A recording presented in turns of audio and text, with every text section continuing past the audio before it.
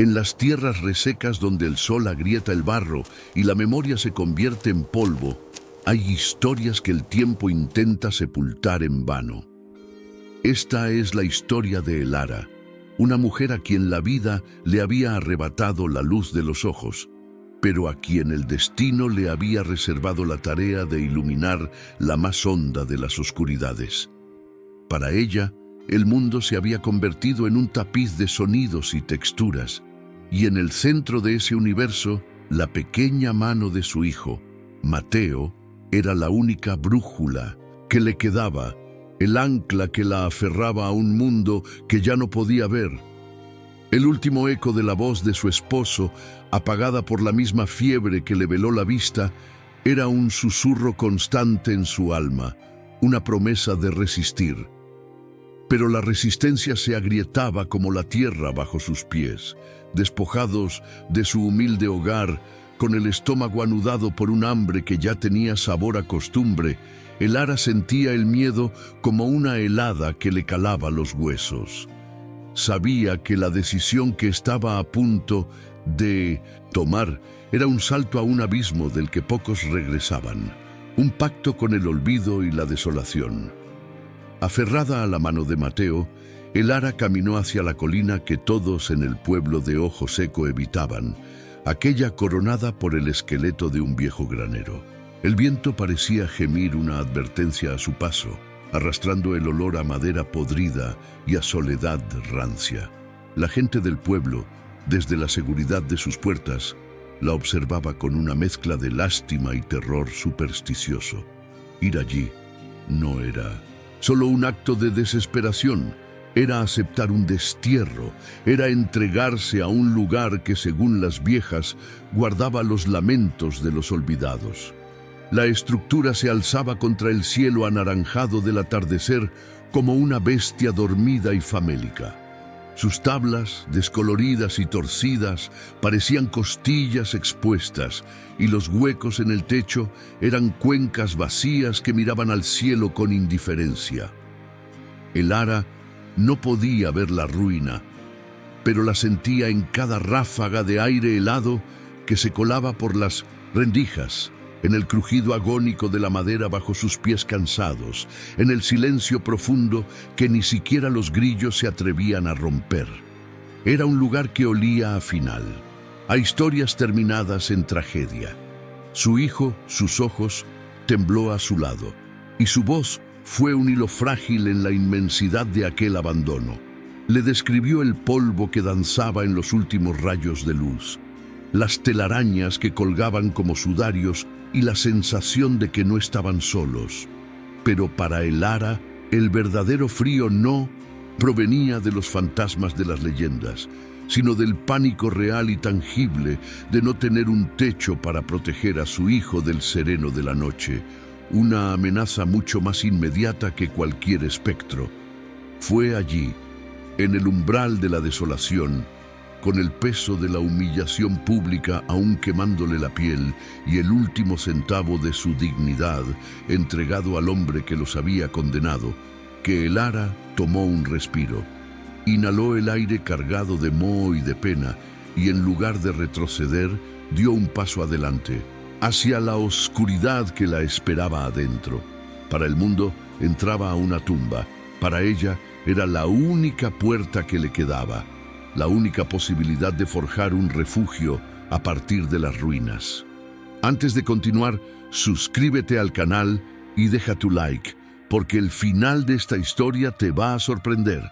Y cuéntame en los comentarios, ¿tendrías el valor de entrar a un lugar maldito si fuera la única esperanza para tus hijos? Con una determinación forjada en el dolor más puro, cruzó el umbral, adentrándose en el corazón del abandono. El sonido de sus pasos levantó un polvo antiguo, que pareció susurrar historias al moverse. Mal sabía ella que el verdadero secreto de aquel lugar no eran los fantasmas que se rumoreaba habitaban sus sombras, sino algo mucho más tangible y aterrador, una verdad que cambiaría para siempre el destino de su familia y el de todo el pueblo. No hacía mucho, El mundo de Elara no era una sinfonía de ecos y texturas, sino un lienzo pintado con los colores vibrantes de la vida. El sol no era solo un calor en la piel, sino una bola dorada que se derramaba sobre los campos de maíz que su esposo, Javier, labraba con un amor casi religioso. Elara recordaba el brillo del sudor en su frente, un diamante efímero que reflejaba el azul intenso de un cielo sin nubes. Su hogar, aunque humilde, era un refugio de olores cálidos. El aroma de las tortillas recién hechas sobre el comal, la fragancia de la tierra húmeda pegada a las botas de Javier y el dulce perfume del cabello de Mateo después de un baño. La felicidad era algo simple y tangible, como el peso de la mano de Javier sobre la suya al final del día. Era una rutina bendita, marcada por el canto del gallo y el murmullo de las chicharras al anochecer.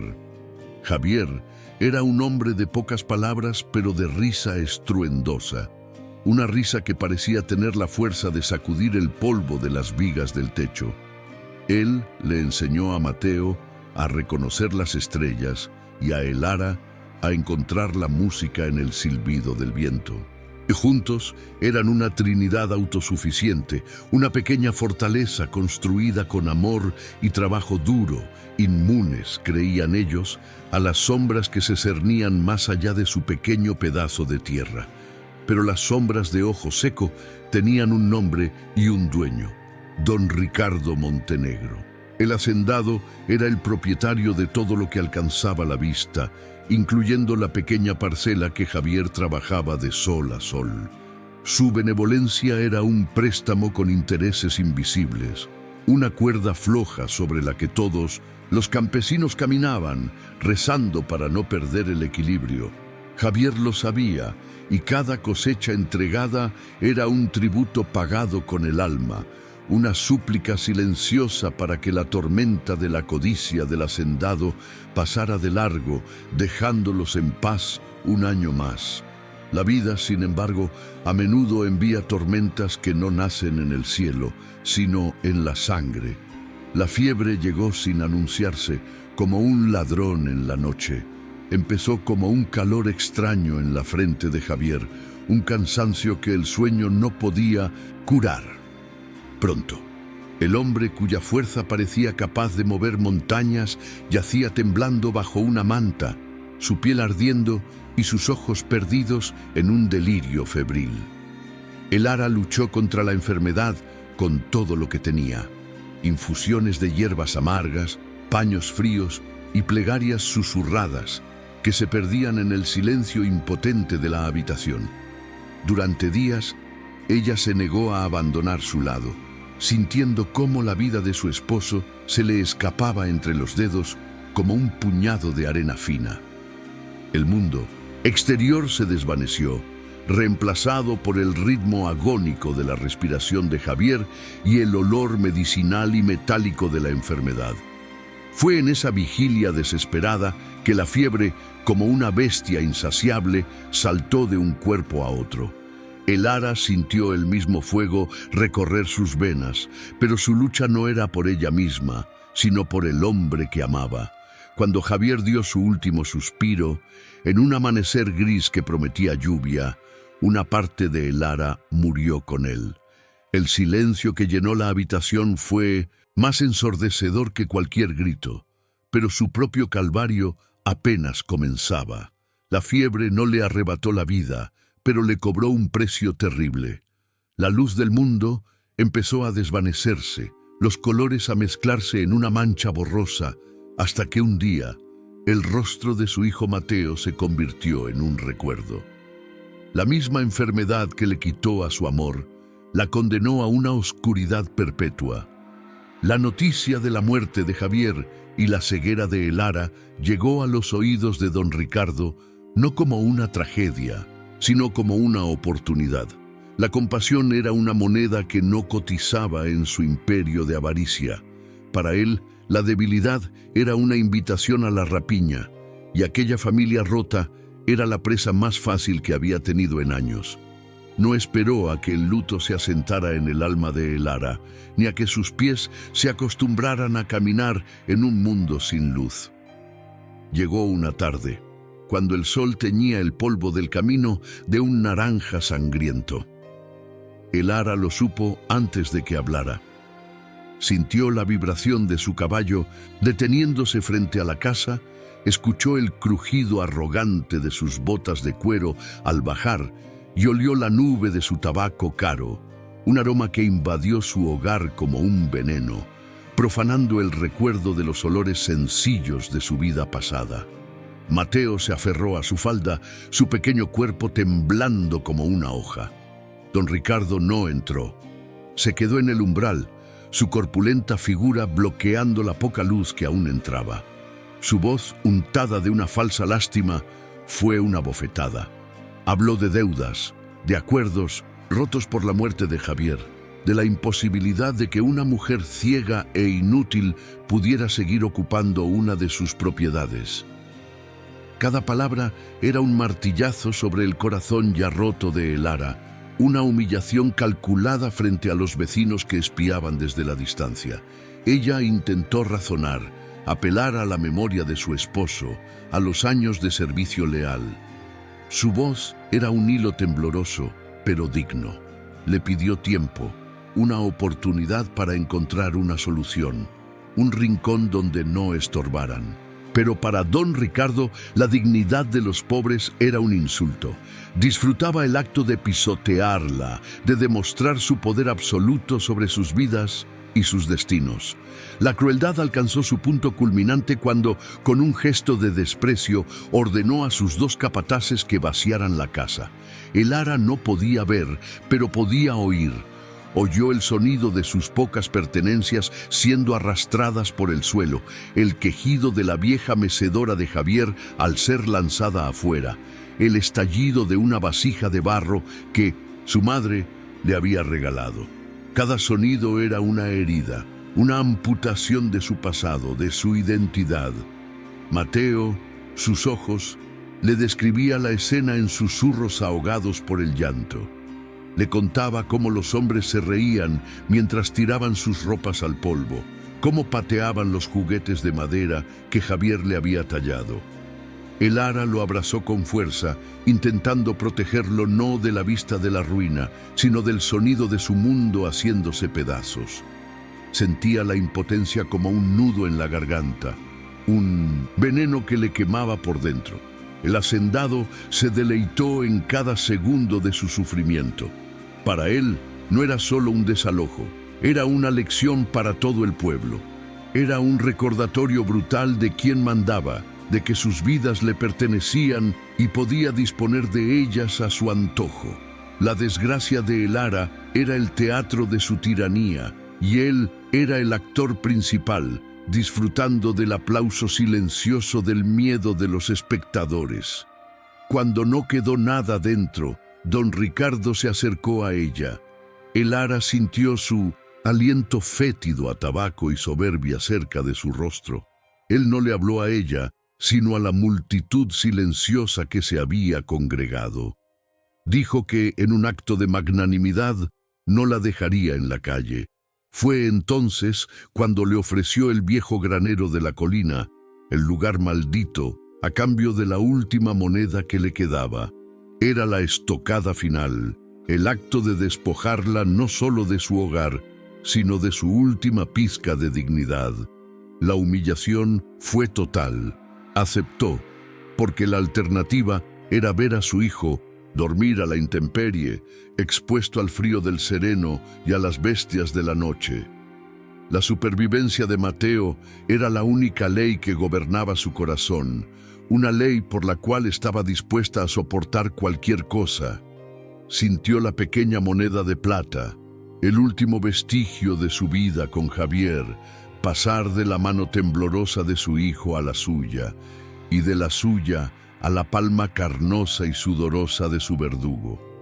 El sonido de don Ricardo y sus hombres, alejándose a caballo, fue reemplazado por un silencio pesado y acusador. El pueblo entero la miraba, pero nadie se movió. El miedo era un muro más sólido que cualquier tapia. Estaban solos, Elara y Mateo, de pie frente a la cáscara vacía de lo que había sido su vida, con el polvo de sus recuerdos asentándose a sus pies. El sol se ocultó, llevándose consigo el último calor del día. El frío que sintió Elara en ese momento no era solo el del aire del anochecer. Era un frío que nacía en la médula de sus huesos, el frío del abandono absoluto, de la injusticia, desnuda y brutal. Miró con sus ojos inútiles hacia la oscuridad que tenía por delante, una oscuridad que ahora no solo estaba dentro de ella, sino a su alrededor. Se arrodilló, no para rezar, sino para sentir la tierra bajo sus manos, para buscar un ancla en medio de aquel naufragio. Levantó a su hijo en brazos, cuyo llanto silencioso le empapaba el hombro. El sabor amargo de la desesperación llenó su boca, un sabor que se volvería familiar en los días venideros. En ese instante, despojada de todo, una pequeña brasa de rabia comenzó a arder en el fondo de su alma. Era una llama diminuta, casi imperceptible, pero se negaba a extinguirse. No sabía cómo, pero sabía que sobreviviría, no por ella, sino por el niño que se aferraba a ella como si fuera el único pilar del universo. Su amor por él era lo único que don Ricardo no había podido arrojar al polvo. Y sería ese amor, forjado en la pérdida y templado en la humillación, el que la guiaría a través de la noche más larga de su vida hacia el esqueleto de aquel granero que aguardaba en la colina. La caída había sido brutal, vertiginosa. Había perdido a su esposo, su vista, su hogar y su dignidad en un torbellino de desgracia.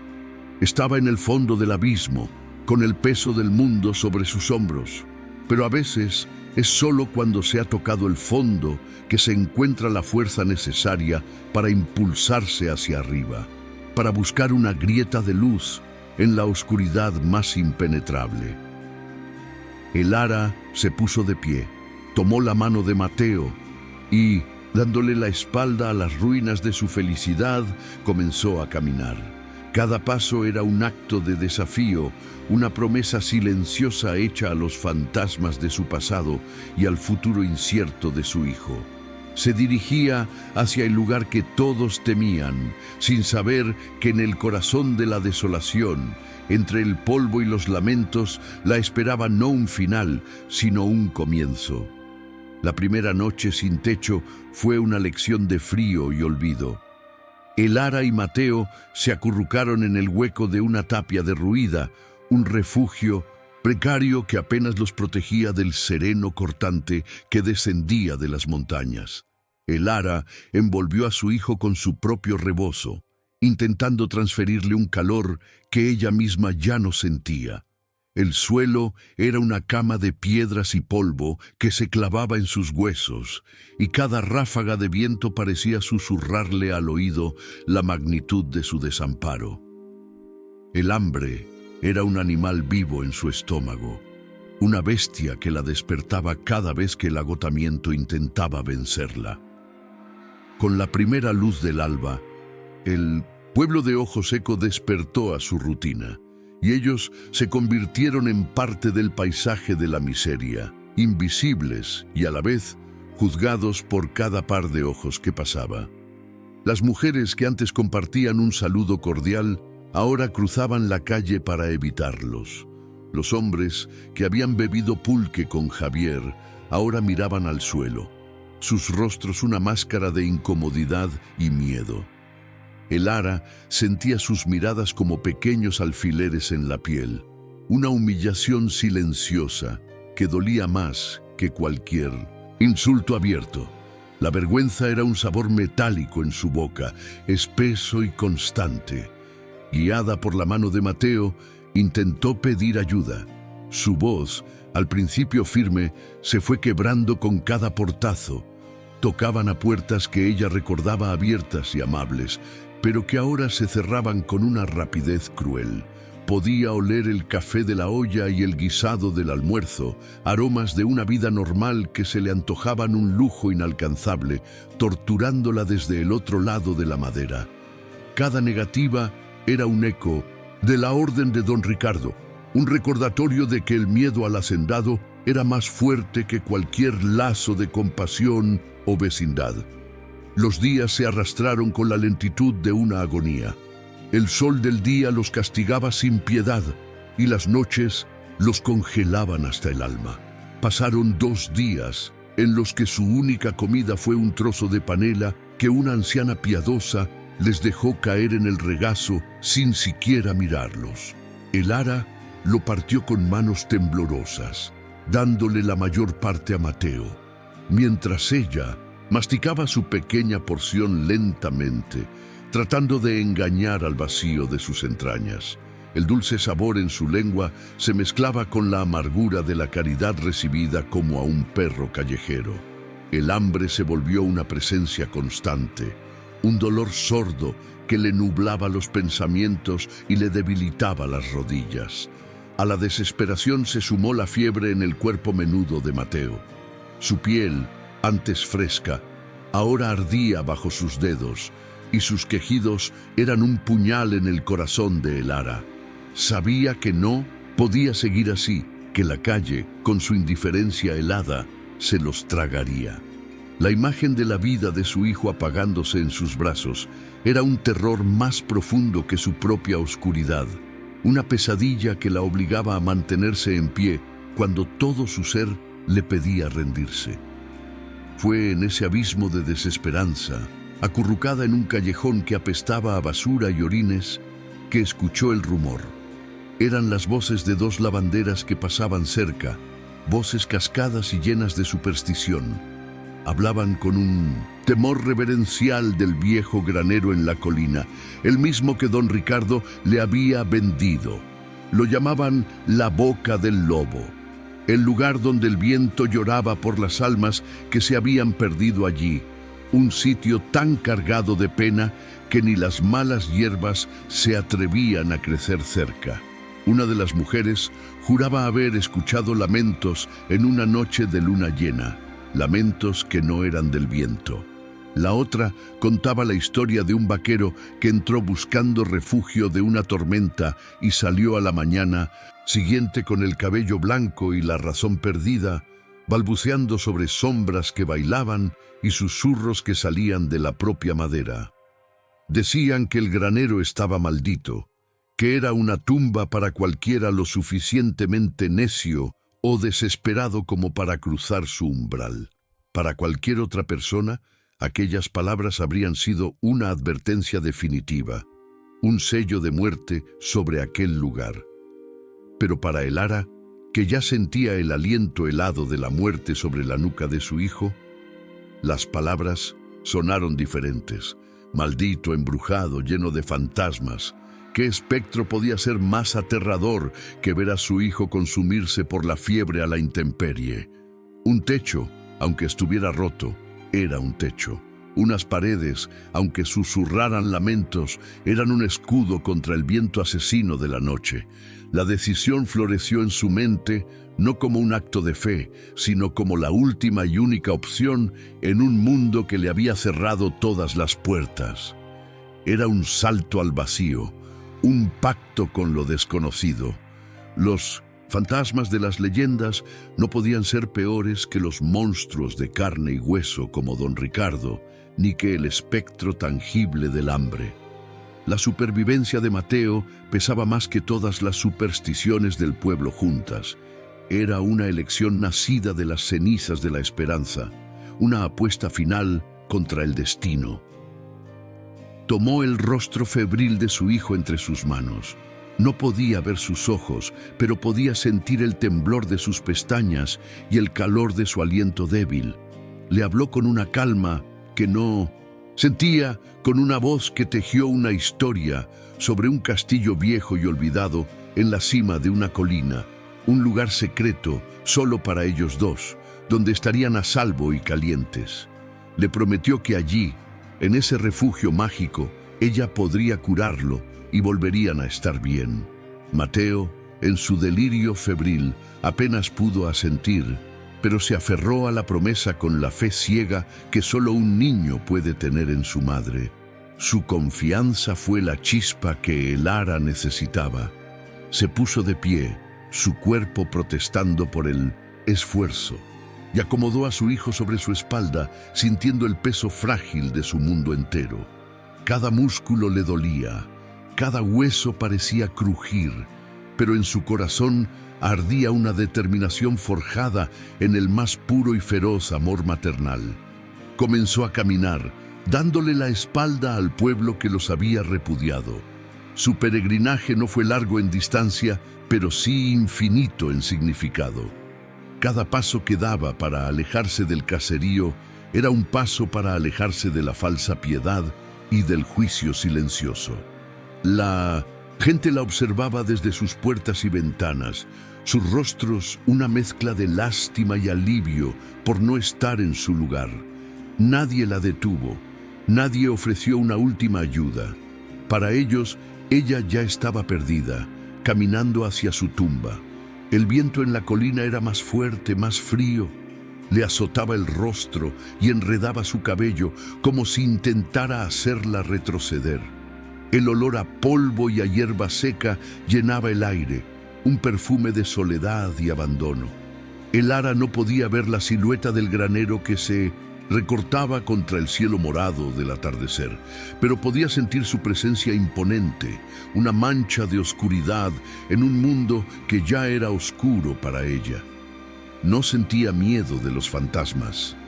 En ese momento, ella misma se sentía como un espectro de lo que alguna vez fue, cargando el único tesoro que le quedaba.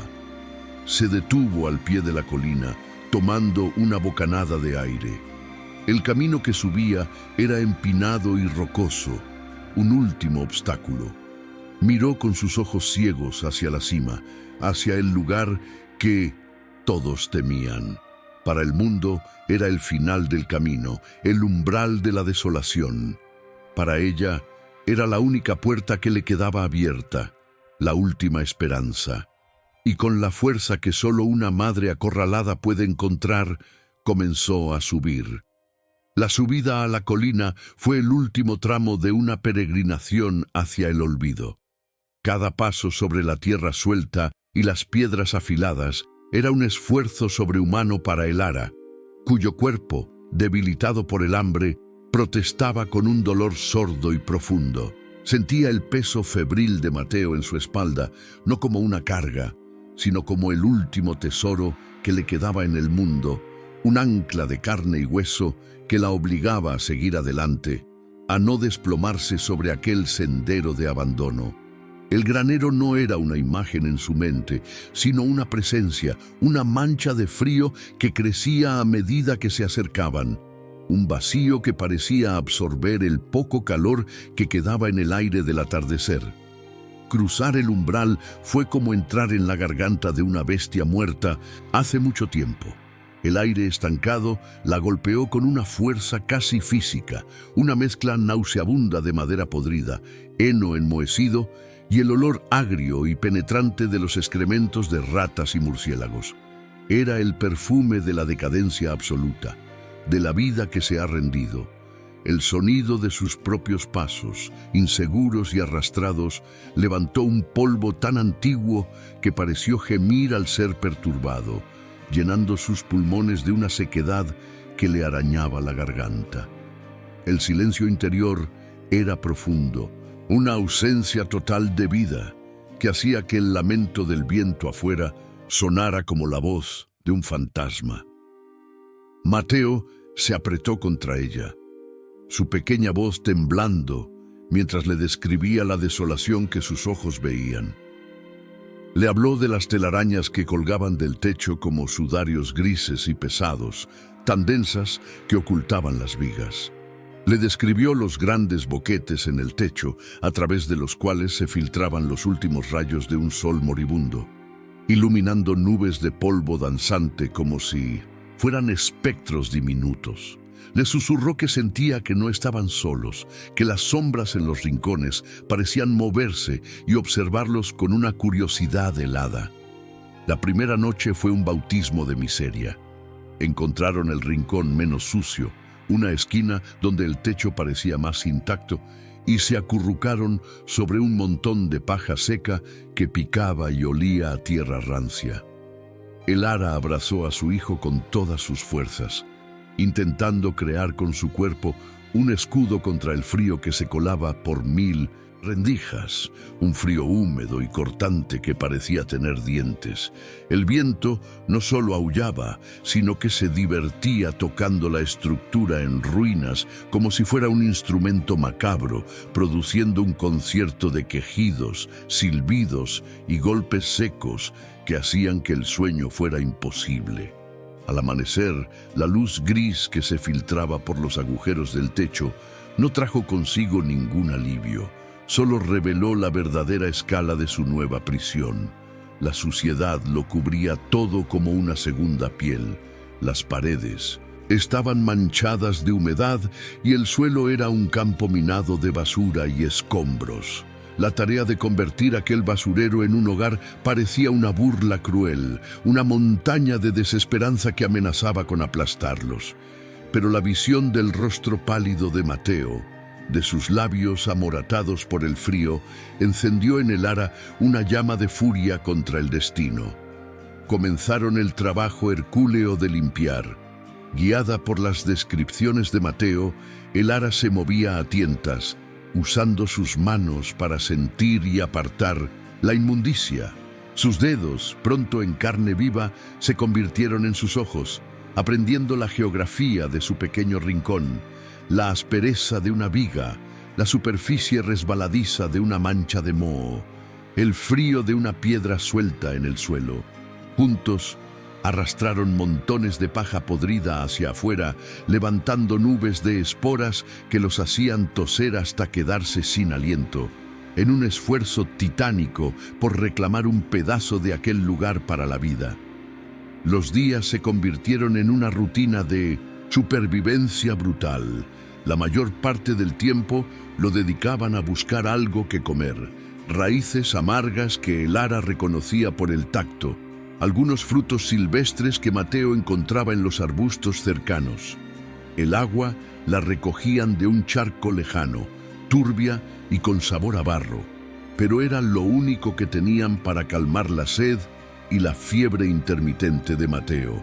El hambre era una presencia constante, un dolor sordo en el vientre que se agudizaba con el olor a pan horneado que a veces el viento traía desde el pueblo, un tormento olfativo que le recordaba todo lo que había perdido. Cada pequeña victoria era celebrada como un milagro. Encontraron una vieja lata oxidada que convirtieron en olla para hervir el agua, usando la madera podrida del propio granero como combustible para un fuego precario que les daba más humo que calor.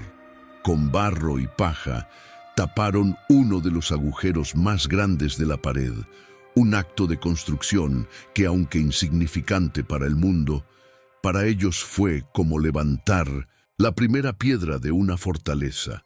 Era una declaración silenciosa de que se negaban a ser devorados por la ruina, que seguirían luchando. Pero el granero parecía luchar de vuelta. El frío y la humedad se asentaron en los pequeños pulmones de Mateo, y la fiebre que lo había atormentado en la calle regresó con más fuerza. Sus toses secas resonaban en la inmensidad del lugar durante la noche, cada estertor un martillazo en el alma de el ara. Su desesperación alcanzó un punto álgido, un pánico helado que superaba el miedo a cualquier maldición. Los fantasmas de las leyendas no eran nada comparados con el espectro real de la muerte que sentía rondar a su hijo. Una de esas noches de vigilia, mientras sostenía la mano ardiente de Mateo, el ara se concentró en los sonidos del granero. El viento soplaba con una fuerza inusual y los murmullos que antes había descartado como producto de su imaginación ahora eran más claros, casi articulados. No era un simple aullido. Había una cadencia, una extraña melodía de dolor que se repetía. Cerró los ojos, aguzando el oído hasta el límite, y por un instante le pareció distinguir sílabas, ecos de nombres perdidos en la corriente de aire. A la mañana siguiente, con la voz ronca por el cansancio, le preguntó a Mateo si había notado algo extraño en las paredes, algo más que mugre y telarañas. El niño, con la inocencia de quien aún no ha aprendido a dudar de lo imposible, le dijo que sí. Le contó que en una de las paredes más oscuras, mientras intentaba raspar una mancha de moho, había visto marcas, como si alguien hubiera arañado la madera con un clavo hace mucho, mucho tiempo. El corazón de Elara dio un vuelco. Una intuición, fría y afilada como un cuchillo, se abrió paso en su mente. «Llévame allí, hijo», le pidió con una urgencia que asustó al niño. Mateo la guió de la mano hasta el fondo del granero, a una pared de tablones anchos y oscurecidos por el tiempo y la suciedad. Una sección que no habían tocado porque parecía la más ruinosa de todas. El aire en ese rincón era más frío, más pesado. «Guía mi mano», susurró ella. Mateo tomó los dedos de su madre y los posó sobre la superficie áspera y fría de la madera. Al principio, Elara no sintió más que astillas y la textura granulada de la mugre seca. Pero luego, mientras sus dedos exploraban con la sensibilidad desesperada que le había dado la ceguera, las encontró. Eran ranuras, cortes profundos y deliberados en la madera, ocultos bajo una capa de suciedad. No eran arañazos casuales, eran letras. Un escalofrío recorrió su espalda, una corriente eléctrica que nada tenía que ver con la temperatura del lugar. Era el frío del reconocimiento, del descubrimiento de algo que no debía ser encontrado. Su respiración se detuvo en su garganta. «¿Qué dice, Mateo? Por favor, lee para mí», suplicó en un hilo de voz. El niño se acercó, entrecerrando los ojos para enfocar en la penumbra, y frotó la madera con la manga de su camisa. «Arturo», deletreó lentamente, su pequeña voz resonando en el silencio. «Arturo Vargas». El nombre quedó flotando en el aire, pesado y cargado de significado. Elara se tambaleó como si hubiera recibido un golpe. Arturo Vargas, el compadre de Javier, su esposo, un hombre bueno y trabajador que había desaparecido hacía 5 años tras una disputa por los linderos de su tierra con don Ricardo. La historia oficial, que él había abandonado a su familia, siempre le había sonado a mentira. «Sigue buscando, mi amor. Tiene que haber más», ordenó con una voz que ya no era de súplica, sino de una autoridad gélida y recién descubierta. Juntos, madre e hijo, comenzaron una labor febril. Mateo rascaba la suciedad con una piedra afilada y Elara seguía detrás, leyendo con la yema de sus dedos la historia secreta de aquel lugar. Y los nombres comenzaron a surgir de la oscuridad, uno tras otro, como ahogados que finalmente llegaban a la orilla. Isabel Ríos, la costurera; Ramón Herrera, el herrero; Soledad Campos y su hijo. Eran docenas, nombres de gente del pueblo que se habían desvanecido sin dejar rastro, cuyas ausencias se habían convertido en incómodos silencios. Personas que, como Arturo, habían tenido la desgracia de interponerse en el camino de la codicia de don Ricardo. El granero no era una ruina cualquiera, era un mausoleo, una lápida comunal tallada en secreto y dolor. Elara comprendió entonces la verdadera naturaleza de la maldición del lugar. No estaba embrujado por espectros, sino por la memoria de los inocentes. Los susurros que escuchaba no eran fantasmas, era el viento que, al pasar por las ranuras de aquellos nombres grabados, les daba voz, un lamento eterno por la justicia que nunca llegó. Aquel descubrimiento no le trajo miedo, sino un propósito tan frío y duro como el acero. Alguien había arriesgado su vida para dejar este testamento, y ella, la mujer ciega a la que todos daban por acabada, lo había encontrado. Pero su intuición, afilada por la oscuridad y el dolor, le dijo que había algo más. La persona que grabó esos nombres no se habría detenido ahí. Debía haber dejado una prueba, algo más tangible que un memorial en una pared olvidada. Mateo, dijo, su voz resonando con una nueva firmeza. Escucha el suelo. Camina sobre estas tablas, cerca de la pared. Dime si alguna suena diferente. Si suena hueca. El niño, contagiado por la gravedad del momento, obedeció sin preguntar. Caminó despacio, golpeando cada tablón con el talón de su bota rota. El sonido era casi siempre el mismo, un crujido sordo y macizo. Pero entonces, justo debajo del primer nombre que habían encontrado, el de Arturo Vargas, el sonido cambió. Fue un toc hueco, un eco vacío que delataba un espacio debajo. «Esta mamá, aquí suena como si no hubiera nada». Se arrodillaron juntos, una energía frenética apoderándose de ellos. Con una astilla de madera y sus propias uñas, el ara comenzó a hurgar en la grieta entre los tablones. La madera estaba hinchada por la humedad y se resistía.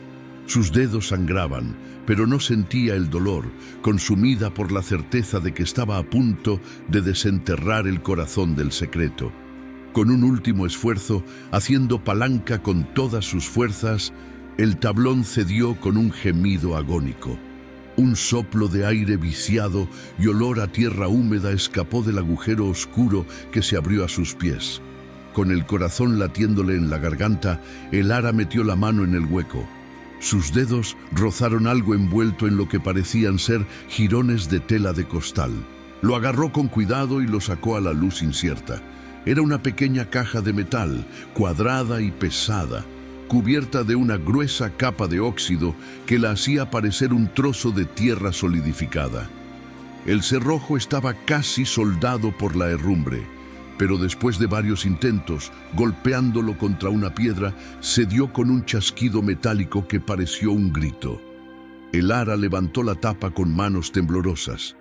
Dentro no había monedas de oro ni joyas, sino algo infinitamente más precioso y peligroso. Envuelto en un último trozo de cuero, para protegerlo de la humedad, había un pequeño libro de contabilidad con las páginas amarillentas y las esquinas gastadas. El olor a papel viejo y a tinta desvanecida llenó sus fosas nasales. Era el olor de una verdad que se había negado a morir. «Léelo, Mateo», susurró, su voz apenas audible. «¿Qué dice en la cubierta?» El niño tomó el pequeño libro, acercándolo a su rostro, y con la solemnidad de un sacerdote leyendo un texto sagrado, leyó las palabras, escritas con una caligrafía apretada y urgente. «Registro de injusticias». Con un dedo tembloroso, Mateo abrió el libro en la primera página. La luz era escasa, pero la escritura era clara. Su voz infantil, ahora despojada de todo rastro de miedo y reemplazada por una claridad espantosa, leyó la primera entrada. Arturo Vargas. Toma de posesión de sus tierras el 5 de mayo, día de su desaparición. Deuda falsificada para justificar el despojo, 500 pesos de plata. El susurro de las paredes se había convertido en una confesión escrita. Tenían la prueba. El tesoro que habían encontrado no era de oro, sino de sangre, y les daba el poder de hacer temblar el mundo. La verdad es una semilla terca. Puede yacer dormida bajo el peso de la tierra y el olvido durante años, pero siempre encuentra una grieta por la cual brotar hacia la luz.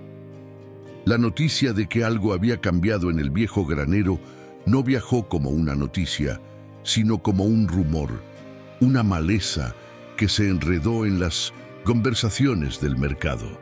Nació de la mirada de un leñador que vio a Elara y a su hijo moviéndose con un propósito nuevo, no ya como fantasmas acurrucados en la miseria, sino como guardianes de un secreto. El rumor, alimentado por la superstición, se transformó rápidamente, convirtiendo el descubrimiento de un refugio en el hallazgo de un tesoro. La historia llegó a los oídos de don Ricardo Montenegro no como un susurro, sino como una ofensa personal. ¿Un tesoro en sus tierras? La idea se clavó en su mente con la fuerza de un arpón. No podía ser. Él conocía cada palmo de ese valle, cada historia de entierros y fortunas perdidas. La posibilidad de que una viuda ciega y su crío hubieran tropezado con un botín que a él se le había escapado era una afrenta a su poder, a su misma esencia de depredador. La codicia, esa vieja bestia que dormitaba en su pecho, despertó con un hambre voraz, exigiendo lo que por derecho de tiranía consideraba suyo. No esperó al amanecer. La impaciencia era el combustible de su crueldad. Reunió a sus 4 capataces de más confianza, hombres cuyas lealtades habían sido compradas con plata y forjadas en el miedo. Montaron bajo una luna pálida y enferma que apenas lograba perforar el velo de nubes, sus sombras alargándose sobre el camino como dedos de una mano monstruosa. El galope de los caballos no era el de una simple cabalgata. Era el sonido de una jauría acercándose a su presa, un trueno sordo que prometía destrucción y que hacía vibrar la tierra seca bajo sus cascos. Elara los escuchó mucho antes de que pudieran ver la silueta del granero. Su mundo, tejido de sonidos y vibraciones, le anunció la llegada del peligro con una claridad aterradora.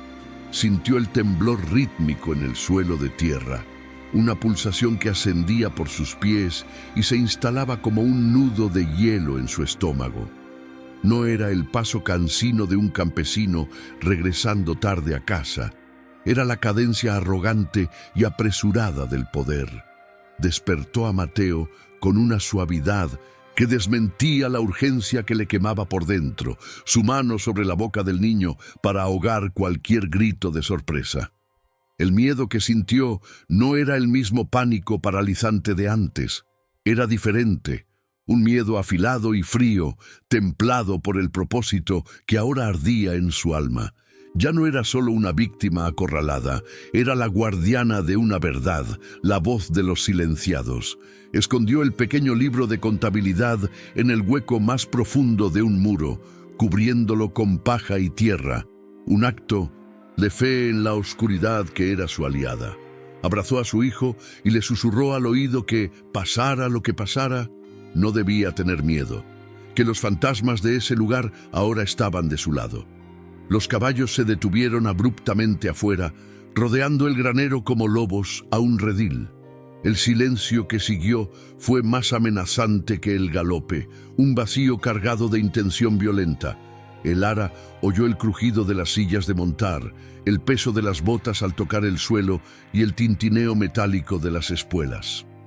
El olor a sudor de caballo y a tabaco rancio invadió su refugio, profanando el aire y anunciando la presencia de don Ricardo antes de que su corpulenta figura bloqueara la entrada, recortándose como una silueta de pura maldad contra la escasa luz de la luna. La voz del hacendado retumbó en el interior del granero, una voz untada de una falsa cordialidad que era más peligrosa que un grito. «Buenas noches, viuda», dijo, sus palabras rebotando en las viejas paredes de madera. «He oído que la fortuna le ha sonreído. Vengo a compartir su alegría y su suerte». Elara permaneció inmóvil en la penumbra, con Mateo temblando detrás de ella, su pequeño cuerpo oculto por su falda. Podía sentir la mirada de Ricardo barriendo la oscuridad, buscando el brillo del oro que su avaricia ya daba por hecho. Con una calma que le nació de las profundidades de su nueva fuerza, Elara respondió. Su voz no tembló. No hay más fortuna aquí que un techo para mi hijo y la caridad de las paredes que nos protegen del sereno don Ricardo. No sé de qué tesoro me habla. El sonido de su propia serenidad la sorprendió. Una serenidad que nacía de saber que el verdadero tesoro que poseía no podía ser robado, solo revelado. Era el poder de la verdad, y era un arma que su enemigo aún no sabía que ella empuñaba. Una risa seca y despectiva fue la respuesta de don Ricardo. No me tome por estúpido, mujer. Mis tierras no guardan secretos para mí. Busquen, ordenó a sus hombres. La palabra fue una sentencia. Los capataces entraron como una plaga, pateando los pocos enseres que el ara había logrado juntar, volcando el jarrón con agua, esparciendo la paja que les servía de cama. El sonido de esa destrucción calculada era una tortura para el ara. Cada golpe, un eco de la humillación que ya había sufrido, una profanación de la paz que tanto le había costado construir. Mientras sus hombres destrozaban el lugar, don Ricardo avanzó hacia ella. El ara no se movió, pero siguió cada uno de sus pasos con una precisión auditiva que lo habría helado si lo supiera. Podía oír el roce de su pantalón, el ritmo de su respiración pesada, el chasquido de sus dedos impacientes. Se detuvo tan cerca que ella pudo sentir el calor que emanaba de su cuerpo y oler el aliento agrio a aguardiente. Una mujer ciega no necesita oro, siseó, pero un niño huérfano sí necesita un futuro. Entréguemelo y quizás sea generoso. La amenaza, directa y vil, no la hizo retroceder. Al contrario, solidificó su resolución hasta convertirla en diamante. El único oro que hay en este lugar es el de la memoria, hacendado, dijo ella, su voz cortante. El recuerdo de hombres buenos que usted borró de esta tierra, hombres como Arturo Vargas. El nombre, pronunciado en voz alta en la quietud del granero, tuvo el efecto de una piedra lanzada a un lago en calma. Los hombres de don Ricardo detuvieron su búsqueda por un instante, sus rostros vueltos hacia ella en la penumbra. El hacendado se quedó sin aliento por un segundo, la sorpresa rompiendo su máscara de arrogancia. La mención de ese nombre, el primero de su larga lista de crímenes, era un golpe inesperado. «¿Qué estupideces está diciendo?», gruñó, intentando recuperar el control. Pero el ara no había terminado. O como Ramón Herrera el herrero, cuya fragua le estorbaba para ampliar su caballeriza. O Isabel Ríos, la costurera, que se negó a venderle el solar de su madre. Cada nombre era un clavo que ella martillaba en el ataúd de su tiranía. El miedo comenzó a reemplazar la codicia en los ojos de don Ricardo. Esta mujer no había encontrado oro, había encontrado algo mucho peor, su historia.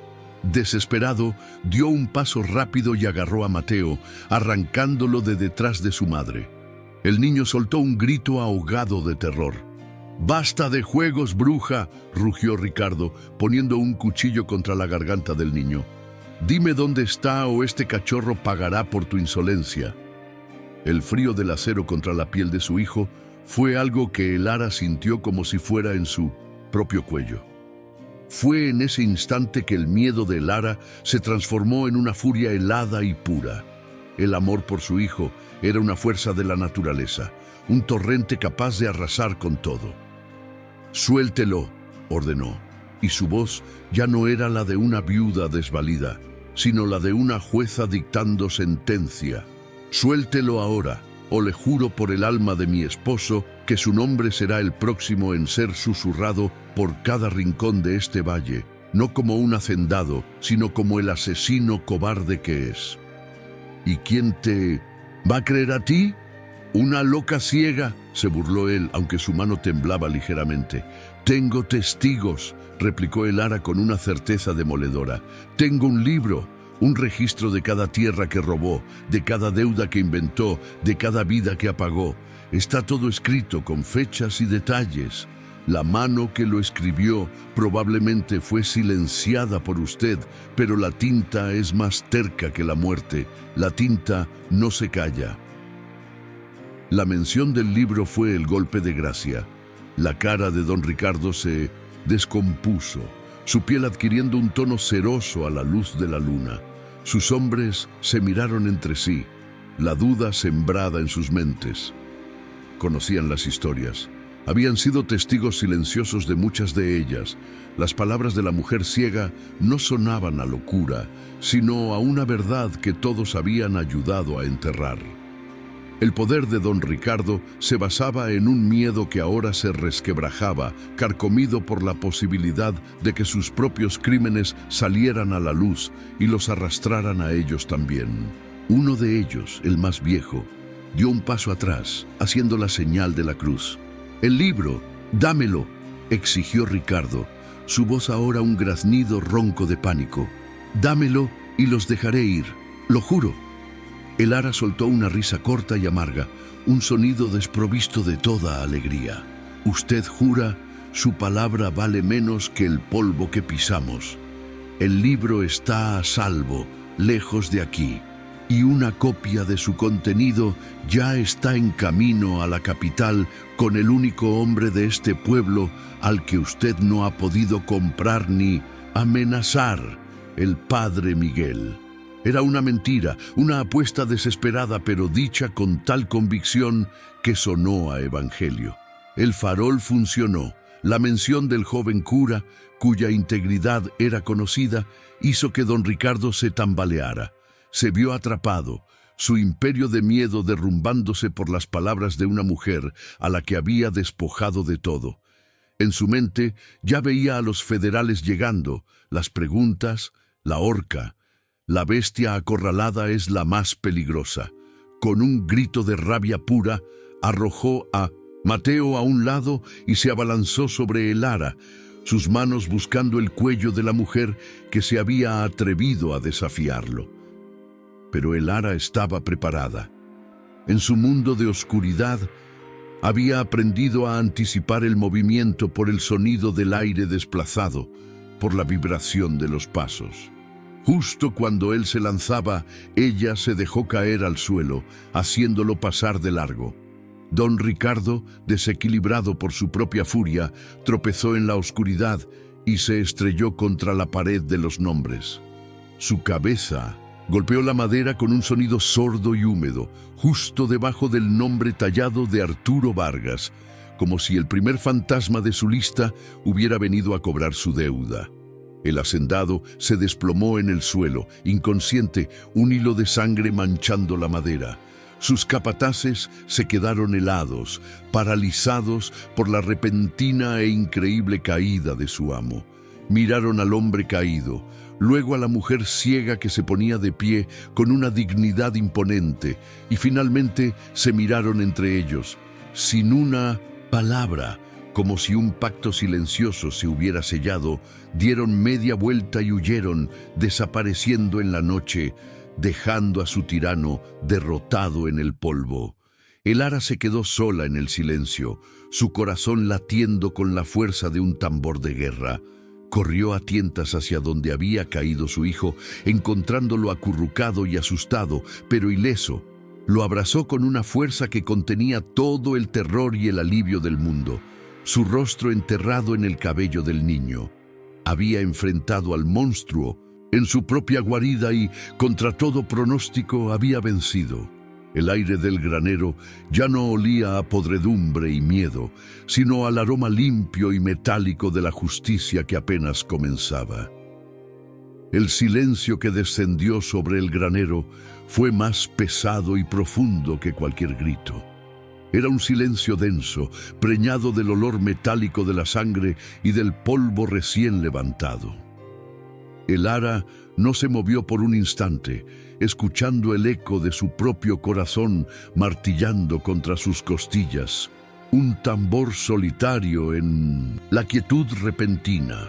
Luego, como despertando de un trance, se arrastró por el suelo hasta encontrar el cuerpo pequeño y tembloroso de su hijo. Lo envolvió en sus brazos, enterrando su rostro en el cabello del niño, inhalando su aroma a inocencia y miedo, asegurándose de que el único tesoro que importaba en el mundo entero estuviera a salvo. Fue entonces cuando escuchó un nuevo sonido acercándose, una cadencia rítmica y ordenada que contrastaba con el galope caótico de los hombres de Ricardo. Eran varios caballos moviéndose al unísono, con el tintineo disciplinado de los arneses y el crujido del cuero bien cuidado. Una voz firme que no conocía dio una orden clara y las monturas se detuvieron en un semicírculo perfecto frente a la entrada. No era el sonido del miedo, era el sonido de la autoridad. El ara se puso de pie, con Mateo aferrado a su falda, y encaró la entrada, esperando en la oscuridad que ella había convertido en su aliada. Una figura alta y delgada entró en el granero, precedida por la luz de un farol. El ara reconoció el olor a incienso y a libros viejos del padre Miguel.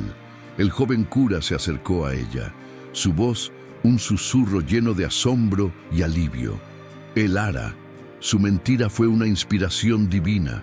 Apenas se fue de la iglesia, sentí en el alma que el diablo vendría por usted esta noche. No había enviado ningún mensajero, pero lo hice en ese mismo instante. Los federales estaban en el pueblo vecino por una disputa de ganado. Parece que Dios tiene sus propios caminos.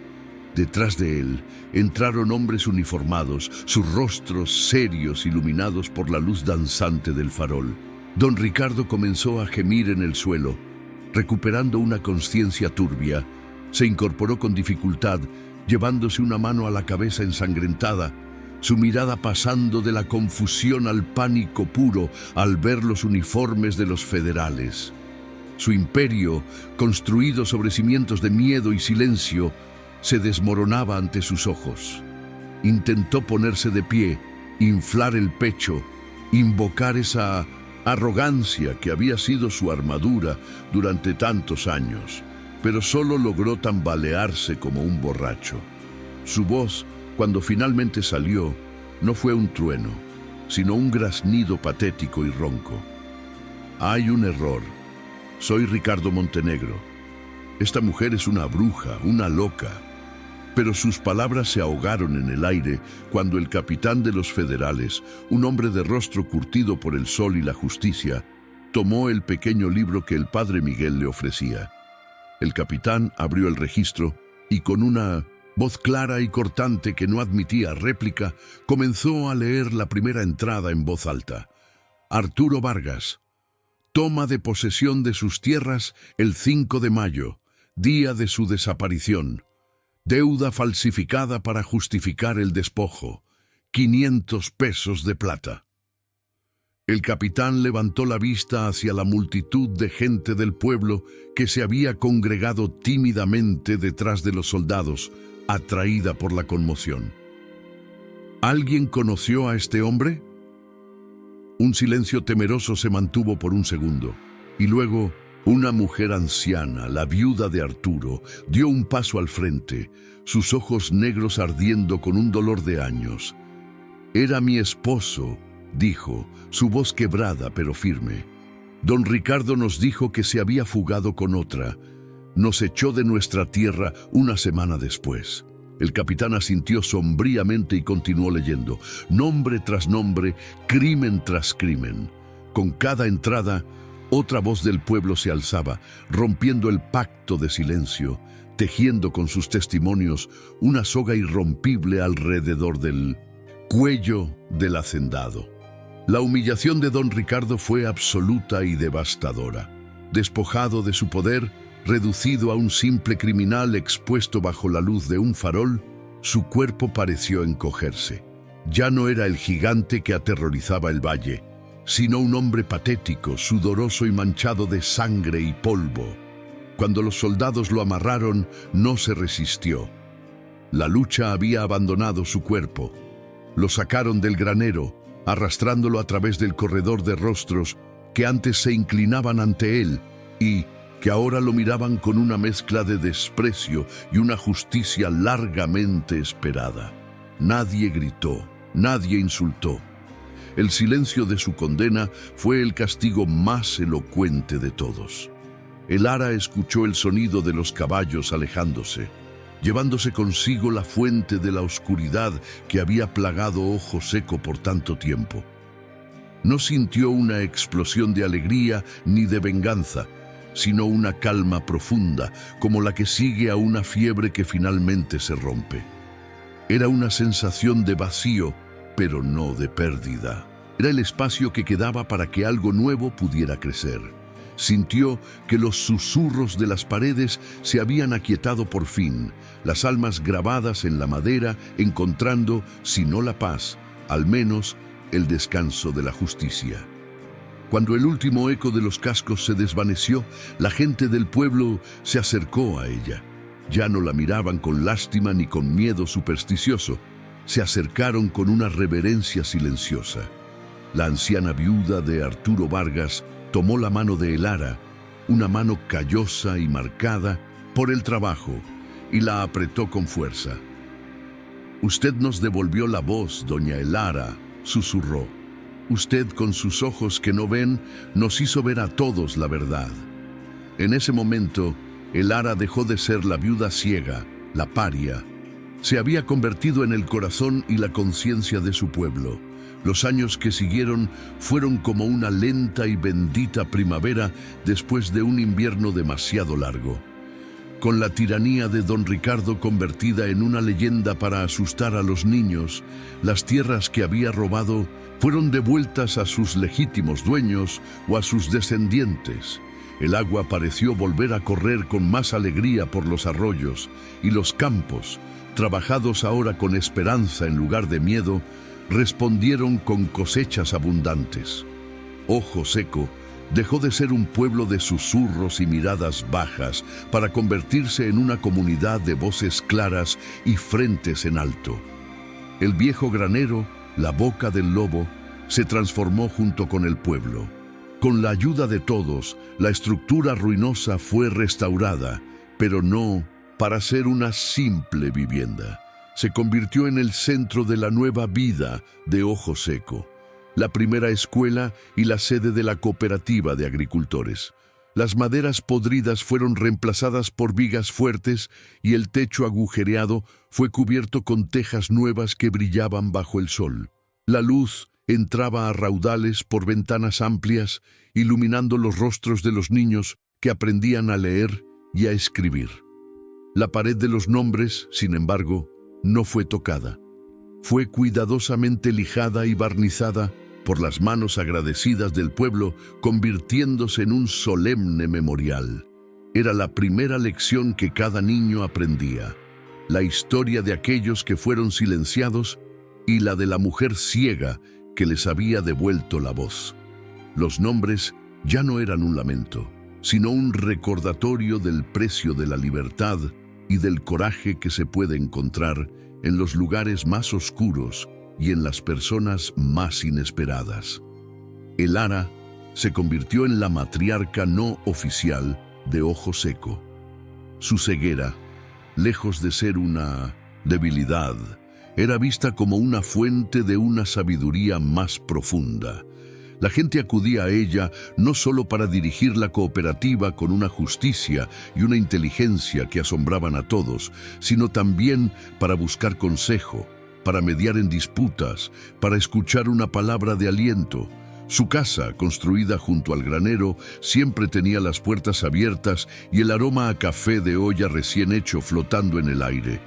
Mateo creció hasta convertirse en un joven alto y de mirada serena, con la bondad de su padre y la fuerza inquebrantable de su madre. Sus ojos seguían siendo la ventana de Elara al mundo, pero ahora le describía colores de esperanza.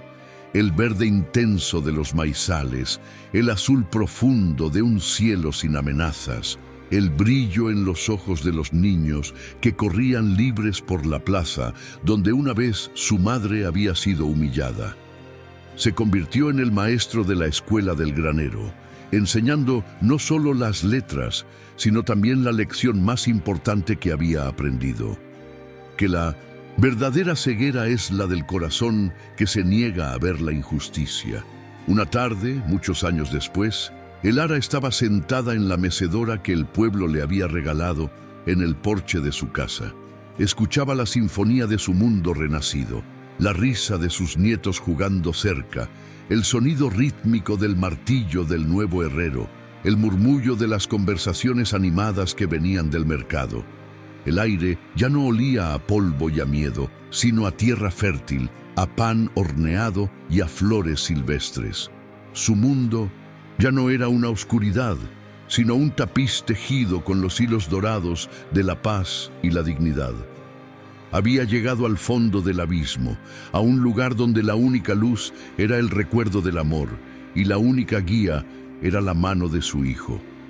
Había sido despojada de todo, solo para descubrir que la verdadera fuerza no reside en lo que se tiene, sino en lo que se es. El tesoro del granero nunca fue el libro de contabilidad. El verdadero tesoro fue la resiliencia de su propio espíritu y la verdad que, como una semilla terca, se había negado a morir en la oscuridad. Y así, la leyenda de la viuda ciega se tejió en la memoria de Ojo Seco, contada de abuelos a nietos en las noches frescas. Una historia que recordaba a todos que incluso en la oscuridad más profunda, el amor de una madre puede encender una luz lo suficientemente fuerte como para guiar a todo un pueblo de regreso a casa. El viento, al pasar por la colina, ya no gemía lamentos.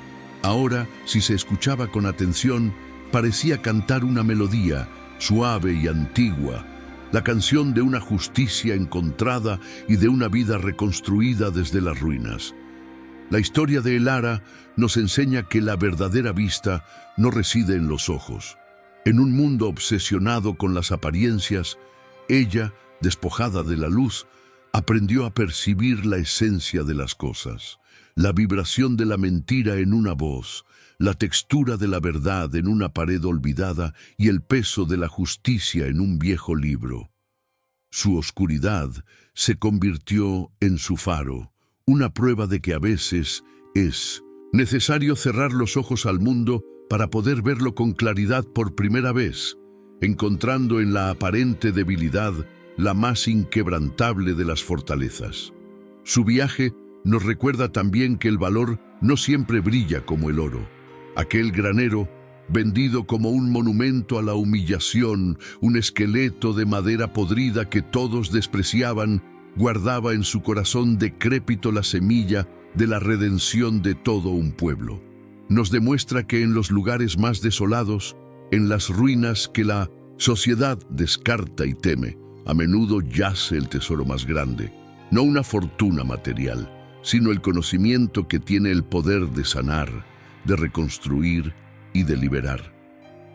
La voz de Elara, al principio un susurro ahogado por el dolor y la miseria, se convirtió en un trueno que hizo temblar los cimientos de la tiranía. Su historia es un testamento al poder de un solo individuo que se atreve a nombrar lo innombrable, que se niega a aceptar el silencio como destino. Nos enseña que el coraje no es la ausencia de miedo, sino la decisión de que el amor por un hijo y la dignidad de los muertos son motivos más poderosos que cualquier amenaza, transformando a una víctima en la voz de los que ya no podían hablar. Mientras don Ricardo se ahogaba en su codicia por un tesoro que pudiera contar, Elara desenterró una riqueza de un valor incalculable. Su hallazgo no fueron monedas, sino nombres, no fueron joyas, sino fechas, no fue oro, sino la verdad escrita con la tinta indeleble del sufrimiento. La lección es profunda y eterna. La verdadera fortuna es aquella que nadie puede robar, la que se lleva en el alma y se comparte con la comunidad. La justicia, la memoria y la dignidad son las únicas herencias que verdaderamente perduran. Aquel muro de nombres grabados se convirtió en el corazón latente de Ojo Seco, un recordatorio perpetuo de que olvidar es la segunda muerte, la más cruel de todas. El Ara, al dar voz a esos susurros, no solo vengó a los muertos, sino que también sanó a los vivos, enseñándoles que una comunidad se construye sobre los cimientos de su memoria compartida. Honrar a quienes nos precedieron, especialmente a aquellos silenciados por la injusticia, no es un acto de duelo, sino el acto fundacional de un futuro más justo. Y en el centro de todo, como el sol que nutre la vida, estaba la fuerza más elemental y poderosa del universo, el amor de una madre. Cada paso que el Ara dio, cada astilla que se clavó en sus dedos, cada humillación que soportó, fue impulsado por la necesidad primordial de proteger a su hijo.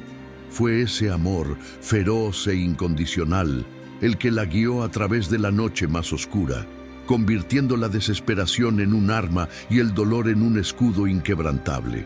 La jornada de El Ara es, en esencia, la jornada de todos nosotros. Es la lucha por encontrar luz en nuestra propia oscuridad, por descubrir la fuerza insospechada que yace en nuestras vulnerabilidades y por defender una verdad que sentimos más grande que nuestra propia vida. Es una historia que nos recuerda que los héroes más grandes no siempre llevan armaduras brillantes, sino que a menudo son personas comunes a quienes el amor y la injusticia obligan a realizar actos extraordinarios. Si esta historia tocó tu corazón, te invito a que te suscribas a nuestro canal, dejes tu like y actives la campana para no perderte ningún relato. Tu apoyo nos permite seguir trayendo a la luz estas leyendas de resiliencia y esperanza. Cuéntanos en los comentarios qué lección te llevas de esta jornada, qué verdad resonó en tu alma. Queremos leer tu historia porque en cada uno de nosotros vive un eco de la fuerza de El Ara.